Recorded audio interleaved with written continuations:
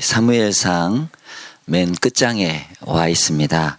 31장인데 사무엘상을 읽으면서 여러분들은 어떤 이 교훈과 또 마음의 말씀을 받으셨습니까? 사무엘상을 보면 우리 인간들이 이 땅에서 웃고 울고 또 아픔과 또 기쁨 이런 모든 것들을 응축해서 살아가는 우리 인생들의 이야기, 인간 극장과도 같은 그러한 말씀이기도 합니다. 그러나 배후에 하나님이 계시다라는 것을 우리는 볼 수가 있습니다. 사무엘상을 이제 크게 세 부분으로 나누어 보자면 1장에서 8장까지는 이스라엘이 왕을 세우기 위한 준비 과정에 있습니다. 한나가 나오기도 하고 또 사무엘, 또 엘리의 두 아들들도 나오면서 이런 이야기가 흘러가고 있습니다. 이 1장에서 8장까지는 사무엘이 중심이 되겠죠, 당연히. 그리고 9장에서 15장은 백성이 이스라엘 왕을 세워달라고 하나님께 요청을 하죠. 그리고 사울이 이제 드디어 나오게 됩니다. 당연히 9장에서 15장까지는 사울이 중심이 되어서 이야기를 하겠죠. 그리고 이제 드디어 16장에서 오늘 마지막까지는 하나님께서 기름 부으신 다윗에 대한 이 이야기입니다.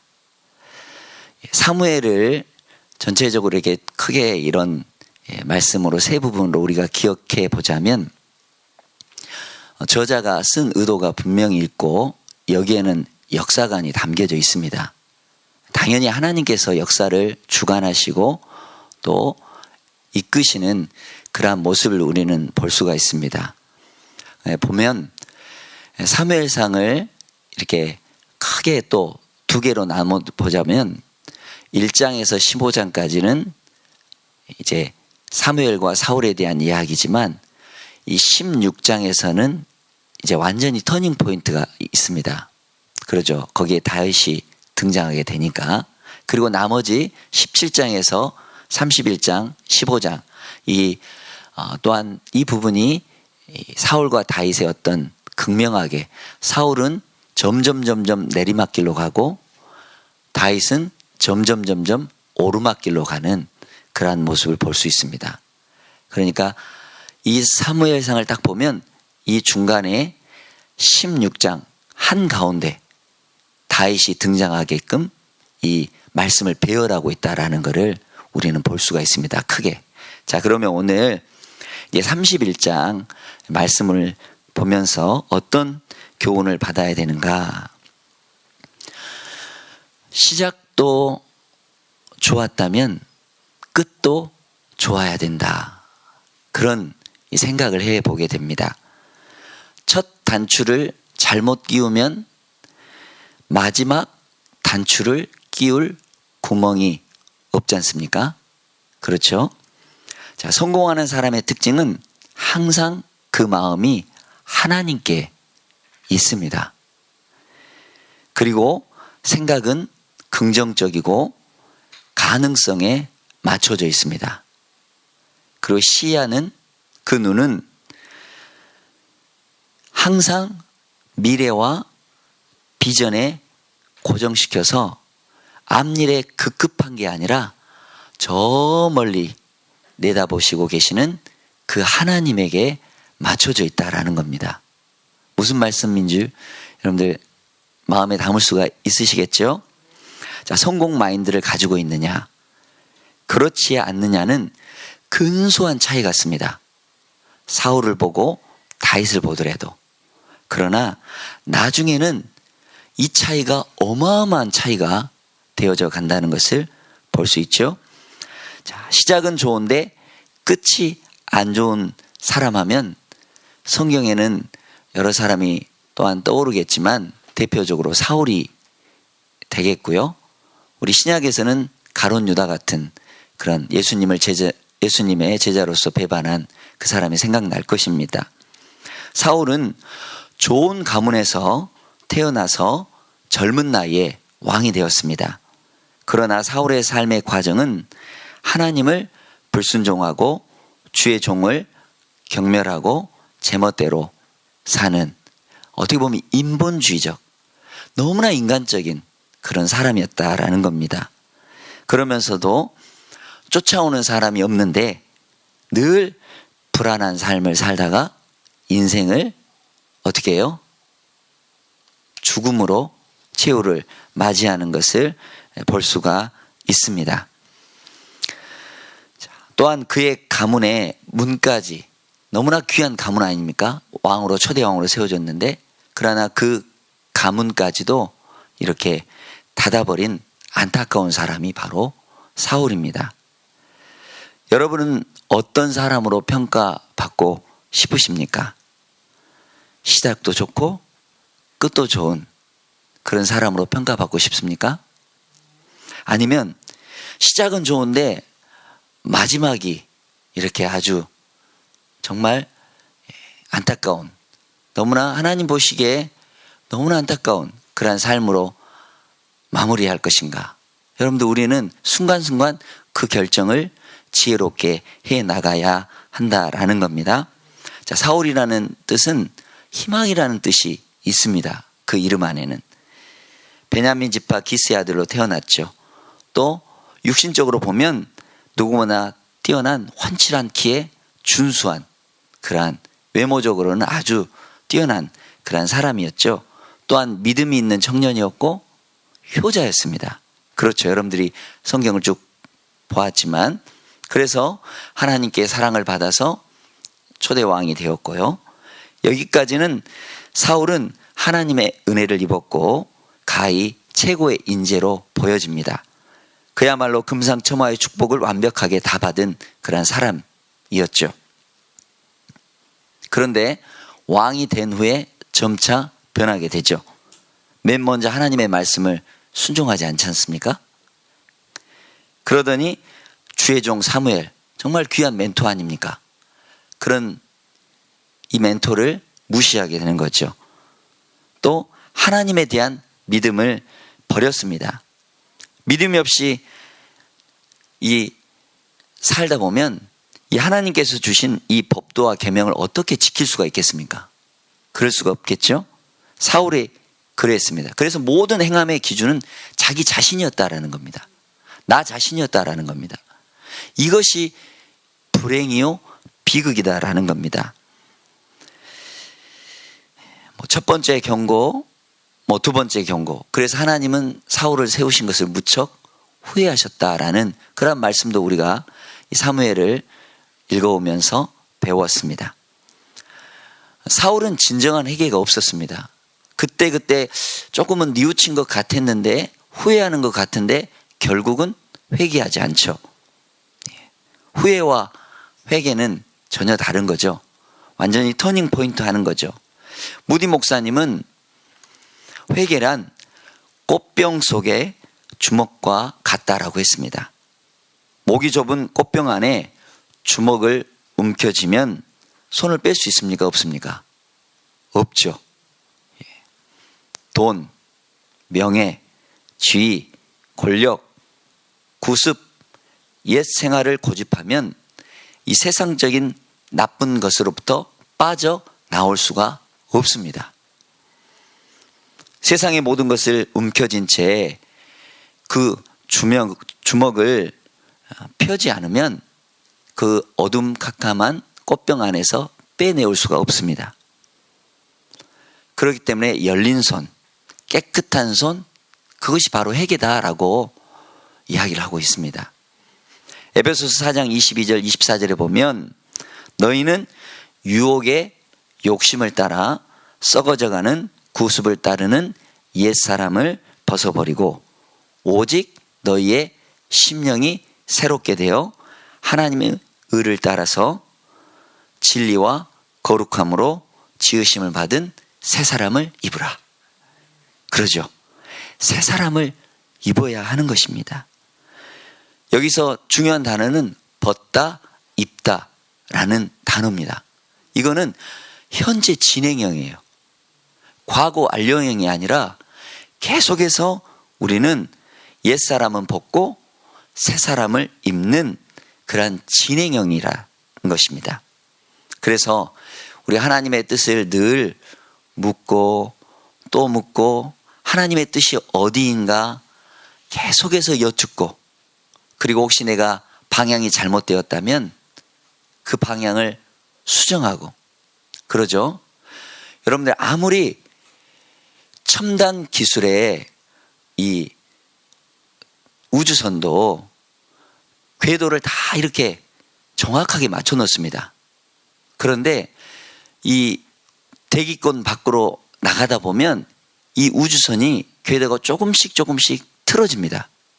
그때마다 이 틀어진 궤도를 자동적으로 수정해서 온 상태를 유지해 나갑니다. 아무리 뛰어난 그 과학 기술로 정확하게 맞춰진 그 우주선조차도 이 궤도가 조금씩 바뀌어지고 틀어진다면 우리 인생도 마찬가지입니다. 우리가 한 선택, 우리가 걷는 길, 우리가 하는 행동 하나하나가 하나님 보시기에 이게 합당한가? 하나님이 정말 기뻐하시는 일인가? 늘 묻고 기도하고, 혹 어디서 우리가 교만했나, 잘못 실수했나, 그러한 것들을 늘 수정해서 바꿔나간다면 우리의 가는 길이 마지막에는 좁은 길, 생명의 길, 천국의 문에 이르게 될 줄로 믿습니다. 우리의 삶이 바로 이 사무엘상을 보면서 하나하나 깨달아야 될 그러한 말씀이라고 저는 생각합니다. 자, 사무엘상 전장에 흐르는 맥은 이 사울이 다윗을 죽이려고 하는 데 있습니다. 오직 자기에게 충성하고 신실했던 다윗을 자기 자신의 소욕대로 되지 않는다고 죽이려 했다라는 겁니다. 자, 여러분들 이제 블레셋과 싸움을 일전을 앞두고 있습니다. 우리가 전장에서 보았지만 다윗은 이 블레셋 사람들과 이렇게 전투에 같이 참여하려다가 하나님의 섭리로, 하나님의 합력하여 선을 이루심으로 이렇게 다시 돌아가고, 그리고 거기서 회개하고 다시 돌이켜서 회복하는 그러한 것을 우리가 배웠습니다. 만약 이 다윗이 사울의 사위로서 또 차기 왕으로서 이렇게 사울 편에 있었다고 한다면 전세는 완전히 바뀌었을 것입니다. 17장에서도 다윗은 그 어린 소년이 그 큰 골리앗 앞에 어떻습니까? 의분을 가지고 믿음으로 하나님의 이름을 가지고 나갔습니다. 그런데 이제는 완숙하고 정말 하나님 앞에 이 깨어지고 이 상한 심령에 정말 하나님의 마음에 합한 사람으로 서 있는 이 다윗이 사울의 편에 옆에 서 있다고 한다면 블레셋은 아무것도 아닌 것이에요. 예. 좋은 사람, 하나님의 사람을 자기의 편으로 만들 수 있는 그러한 정말 영적인 사람이 이 시대에도 필요한 것입니다. 여러분의 가정에게도 필요하고, 우리 제자반에도 필요하고, 우리 교회에도 필요하고, 그렇죠? 다음 세대에도 그렇다라는 겁니다. 어차피 역사는 흘러가고 그 역사 속에 하나님이 반드시 개입하십니다. 도전과 응전 속에서 역사는 발전해 나갑니다. 그 가운데 하나님은 하나님이 택하신 사람, 하나님의 마음에 합한 사람, 하나님의 뜻을 이루고자 하는 사람을 세워 가신다면 그 사람이 내가 돼야 되고, 내 자녀들이 돼야 되고, 우리가 알고 있는 주변의 사람들이 되어서 정말 성경에 사도행전 28장으로 끝나지만 29장을 쓸 수 있는 그러한 사람들이 우리 주변에 나온다면 얼마나 귀한 일 아니겠어요? 그리고 우리가 천국에 가서 그 사람들을 만나서 정말 이 하나님의 역사와 간증을 이야기한다면 그건 너무나 큰 귀한 일 아니겠습니까? 그러죠? 예. 자, 오늘 읽은 31장 본문은 사울의 몰락을 기록하면서 사무엘상이 마지막 이 마무리로 끝나는 부분이 됩니다. 원래는 사무엘 상하가 한 권이었습니다. 그런데 이제 편의상 사무엘상과 사무엘하를 나눠 놓고 있지만 오늘 이제 우리가 사무엘상 마지막 이 말씀을 보면서 이렇게 안타까운 일생을 살았던 이 사울의 마지막이 어떻게 마침표를 찍었을까? 가슴이 아프고 안타깝지만 동시에 두렵고 떨리는 하나님의 메시지가 여기에 있다라는 겁니다. 사울의 최후의 상황을 함께 살펴보도록 하겠습니다. 자, 1절을 보면 블레셋의 침략에 맞선 이스라엘은 대패하게 되고 백성들은 수없이 죽었습니다. 여러분 31장에 보면 유독 죽었다라는 이 말이 우리 눈에 너무나 띄어져 옵니다. 자, 그런데 30장 18절에 보면 다윗이 아말렉 사람들이 빼앗아 갔던 모든 것을 도로 찾고 그의 두 아내를 구원하였고 도로 찾고 구원하였고 또 약탈하였던 이 모든 자녀들이나 빼앗겼던 크고 작은 것을 막론하고 아무것도 잃은 것이 없이 모두 다윗이 도로 찾고 다윗이 또 양떼와 소떼를 다 되찾았나니 1절에는 사울과 따르는 백성들이 다 죽었는데 다윗을 따르는 그런 사람들에게는 손해가 없었다. 우리에게 주는 어떤 메시지 아닌가요? 2절을 보면 사울의 세 아들이 죽습니다. 저는 여기서 요단아의 이 죽음이 너무나 안타깝습니다. 요단이 마지막 죽으면서 어떤 생각을 하고 죽었을까? 다윗의 절친, 정말 다윗의 너무나 의지적인 마음속에 이 친구가 죽었습니다.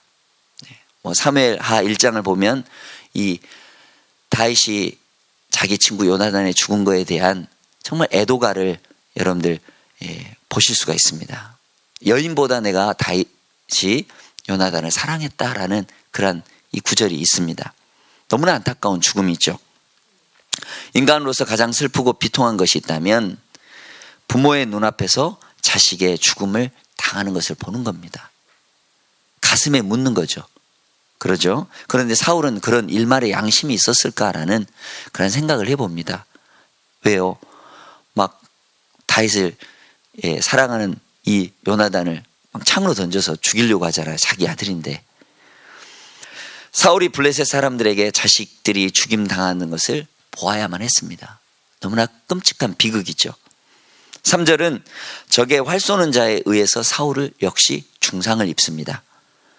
하나님의 복을 받아 이스라엘의 초대 왕이 된 사울이 이 대낮에 블레셋 병사의 화살에 중상을 입는 비극입니다. 자, 사울이 패전함에 활 쏘는 자가 따라잡으니 사울이 그 활 쏘는 자에게 중상을 입은지라. 왜 성경은 이렇게 표현하고 있을까? 생생하게 이렇게 쓰고 있을까? 저는 생각을 해봤어요. 이렇게 기록한 의도가 분명히 있었겠죠. 사울은 평생 누구를 뒤쫓았습니까? 다윗을 뒤쫓았어요. 활 쏘는 무명의 이 블레셋 이름, 이름도 없네요. 활 쏘는 자가 뒤따라오면서 이 화살을 쏘아서 중상을 입었다. 사울 역시 얼마나 두려웠겠어요. 평생 다윗을 쫓아다니면서 블레셋 병사에게 추적을 당하더니 화살에 맞아서 이렇게 죽게 되었다. 이 또한 역사의 아이러니한 스토리라고 할 수밖에 없겠죠. 4절은 중상을 입은 사울이 얼마나 괴로웠던지 부하에게 칼로 자기를 찔러 죽이라고 합니다. 자신을 믿고 따르는 경호원에게 이 살인죄를 범하게 하는 슬픈 이 이야기입니다. 경호원이 사울을 죽이지 못하자 사울 자신이 자기의 칼을 뽑아 그 위에 엎드려 자살을 합니다. 여기에 보면 두려워한다라는 단어가 눈에 띄죠. 두려워한다. 사울은 평생 이렇게 두려움에 사로잡았어요. 우리가 하나님을 사랑한다면 이 세상이 두렵지 않을 것입니다. 마귀 사단 두렵지 않을 것입니다. 하나님께 순복하라. 그리하면 마귀가 너희를 떠나리라. 우리가 두려워하는 게 무엇이 있겠습니까? 하나님을 사랑하고 하나님의 뜻을 따라 살아가면 이 땅에 강하고 담대한 그러한 삶으로 살아갈 수 있겠죠. 말씀이 또한 그랬고요. 두려워하지 말라. 내가 너와 함께함이라. 놀라지 말라. 나는 너의 하나님이 됨이니라. 그래요. 자, 경호원이 사울을 죽이지 못하자 자신은 칼을 뽑아서 자살을 하게 되죠. 사울은 끝까지 하나님의 법을 어기고 하나님이 주신 생명마저 스스로 끊어버리는 죄를 범하게 됩니다. 5절은 사울의 경호원이 사울이 죽는 것을 보고 자기도 자살을 해버리고 말았습니다. 사울은 그렇게 간접 살인죄까지 짓게 되는 것이죠. 6절은 차마 정말 잊기조차 민망하죠. 너무나 아픈 구절입니다. 사울과 사울의 세 아들 경호원, 그리고 주목할 말인데, 그의 모든 사람, 그를 따르는 모든 사람이 그날에 어땠다고요? 함께 죽었다. 함께 주님의 일을 해도 시원찮을 판에 함께 다 멸망해버렸다. 이 얼마나 안타까운 죽음입니까? 우리는 하나님의 나라를 위해 함께 동역하는 기도의 사람들입니다. 또한 하나님의 나라를 함께 이룰 전도의 사람들입니다. 하나님의 나라를 세워갈 청지기들입니다. 우리의 삶 하나하나가 너무나 귀한 것입니다. 여러분, 귀하게 쓰임받는 은혜가 있기를 바랍니다. 악한 자와 함께하면 악한 자와 같이 멸망을 하게 됩니다. 선한 자와 함께하면 선한 사람과 같이 축복을 받게 됩니다. 여러분들은 어떤 사람입니까? 9절을 보면 블레셋 사람들이 죽은 사울의 머리를 베고 갑옷을 벗기고 블레셋 온 지방에 이 사실을 알렸습니다. 하나님의 은혜를 입은 사람이 하나님의 이 버림을 받게 되자, 정확히 말하면 사울이 하나님을 버린 것이죠. 그러죠? 하나님을 버리게 되자 갈기갈기 찢어져 버림을 받는 그 아픔을 성경은 기록하고 있습니다. 또 10절은 벗긴 사울의 갑옷은 우상 아스다롯의 산당에 두었습니다. 여러분들, 이 말씀을 보면서 사무엘상을 한번 봐보십시오. 어떤 흐름인가? 하나님의 말씀이 희귀하여서 엘리와 엘리 두 아들은 전쟁터에서 죽고 법궤도 빼앗기게 됩니다. 그리고 그 전에 선지자가 이미 경고를 했고 사무엘을 통해서 두 귀가 울리게끔 이 엘리에게 말씀했습니다. 그때 엘리가 정신을 바짝 차리고 회개하고 아들들을 정말 제대로 가르쳤다면 그런 참상은 없었을 것입니다. 하나님은 긍휼의 하나님이시기 때문에. 그런데 이 마지막 부분에서도 사무엘 처음에 이 부분이 너무나 비슷한 내용입니다. 엘리의 두 아들도 죽고 사울과 사울의 두 아들도 죽고 갑옷도 빼앗겨서 블레셋의 그 우상들에게 이렇게 여러 곳을 거쳐서 치욕을 당하는 그런 모습을 여러분들이 쓰고 있다라는 겁니다. 우리의 인생도 기록이 될 것입니다. 개인적으로 여러분들 일기도 쓰시기도 하겠지만 거기에는 내 이력이 담겨져 있습니다. 내가 걸어온 발자취가 담겨져 있다라는 겁니다. 그러면 여러분들의 자녀들이, 여러분들의 후손들이 여러분들을 어떻게 평가할 것인가? 우리가 1분, 1초, 1시간, 하루를 어떻게 보내는가에 따라서 우리의 삶이, 우리의 과거의 그러한 생각과 과거에 했던 것이 현재의 모습이고, 현재 우리가 하고 있는 일들이 미래에 투영된다라는 겁니다. 그러면 여러분들 시간을 분초처럼 세월을 아끼고 성령과 함께 동행함으로 우리의 삶이 정말 온유하고 보람된 삶을 살아가야 되지 않을까 생각을 해보게 되는 말씀입니다. 자, 10절에 벗긴 사울의 갑옷은 우상 아스다롯의 산당에 두었습니다. 이것은 하나님의 이름이 우상에게 조롱을 당한 아픔이죠. 그뿐 아니라 사울의 시체를 벳산 성벽의 못을 받고 있는 그러한 부분이십니다. 예. 자, 그런데 저는 또한 7절에 보니까 사울과 그 아들들이 죽었죠. 성읍을 버리고 도망하였죠. 많은 이스라엘 백성들이. 그리고 어떻게 기록되어 있나요? 7절 맨 마지막 부분에 블레셋 사람들이 이르러 거기에 사니라. 이스라엘 백성 땅 깊숙한 곳까지 와서 살고 있다라는 겁니다. 저는 이걸 보면서 어떻게 보면 우리는 삶이 영적인 치열한 전투입니다. 그러죠? 눈에 보이지 않는 치열한 전투입니다. 뭐 피가 막 낭자하고 칼싸움하고 활이 쏘아지고 뭐 이런 싸움 이상의 어떤 영적인 어둠의 흑암의 권세와 싸움입니다. 만약 여러분들이 진다고 하면 마귀가 여러분들 깊숙한 사단이 귀신이 영적 어둠이 깊숙한 곳까지 찾아와서 차지하고 있다라는 겁니다. 그런데 우리가 하나님의 말씀에 따라 살아간다면 이 흑암은 빛이 들어오면 반드시 어둠은 떠나가게 되어 있습니다. 그러죠? 예. 마귀 사단을 이기지 못해서 되려 이들이 영적인 어둠들이 주인처럼 살아가고 있다라는 겁니다. 세상 사람들이 그래요. 예수 믿지 않는 사람들이 그래요. 여러분들 갈라디아서를 이제 내일부터 또 보시겠지만 다른 복음이 들어오고 혼미한 복음이 들어오고 또한 세상적인 것이 들어왔을 때 얼마나 하나님과 멀어진다는 것을 우리가 볼 수 있는 거 아니겠습니까? 사단이 가까이 오고 또한 사단의 영역이 더 넓혀지고 우리는 믿음을 가지고 당연히 그걸 점령해 나갈 수 있는 하나님의 나라를 더 확장해 나갈 수 있는 믿음의 사람들이 되고 전도의 사람들이 되고 하나님의 나라의 역사에 그러한 일을 하는 주인공들이 되셔야 한다라는 말씀이 되겠죠. 자, 우리는 우리 31장 이런 말씀을 보면서 우리가 기억해 둘 것이 있습니다. 하나님을 믿는 사람이 타락하면 이 세상에서조차 설 곳이 없다는 것입니다. 수없이 옐로 카드, 레드 카드를 받고도 대수롭지 않게 설마 회개하지 않고 고집을 부리면서 자행자제하다가 결국은 패망을 한다라는 겁니다. 지금도 하나님의 말씀은 그대로 이루어지죠.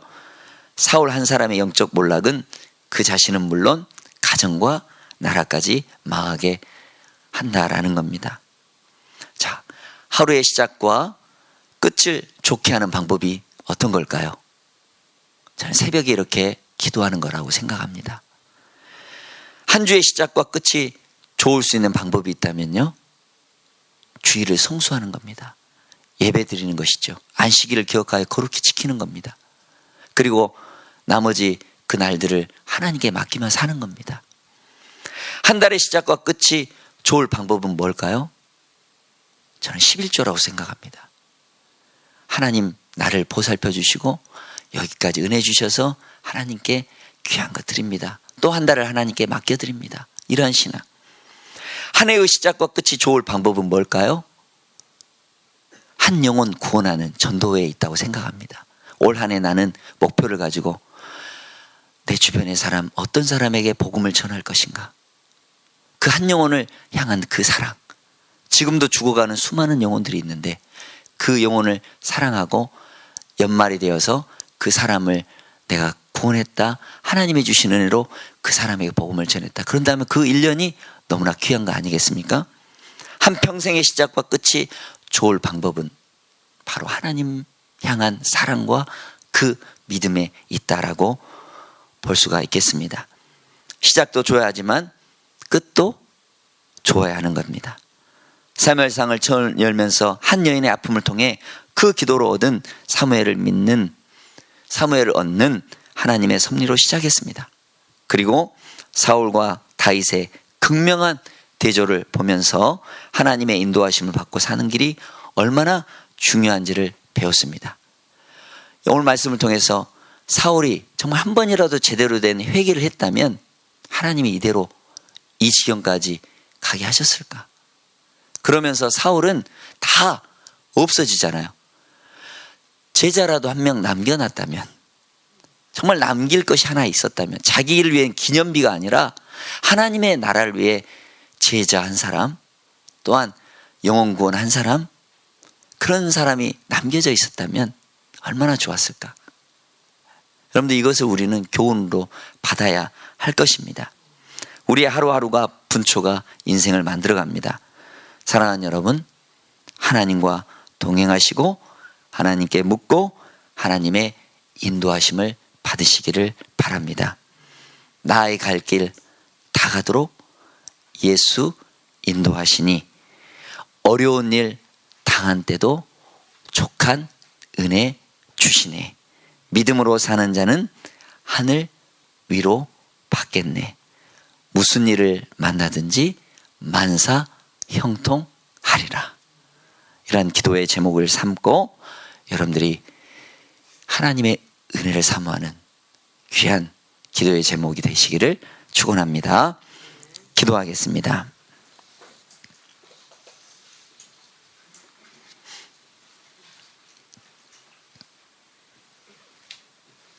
하나님, 이제 내가 사람들에게 좋게 하겠습니까? 하나님께 좋게 하겠습니까? 사람들에게 기쁨을 구하면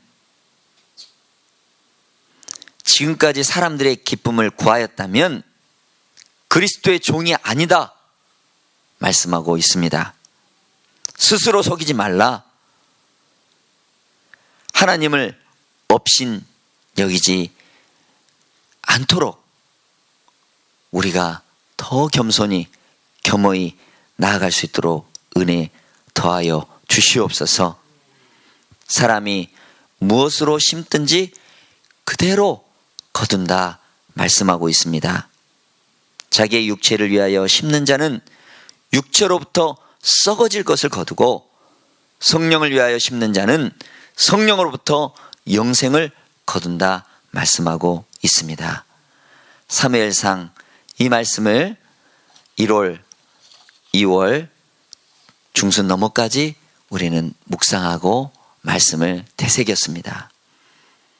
사울의 길이 아닌 다윗의 길로 더 겸손히 우리 마음에 시편 한 편 정도는 쓸 수 있는 그러한 믿음의 사람들이 될 수 있도록 은혜 더하여 주시옵소서.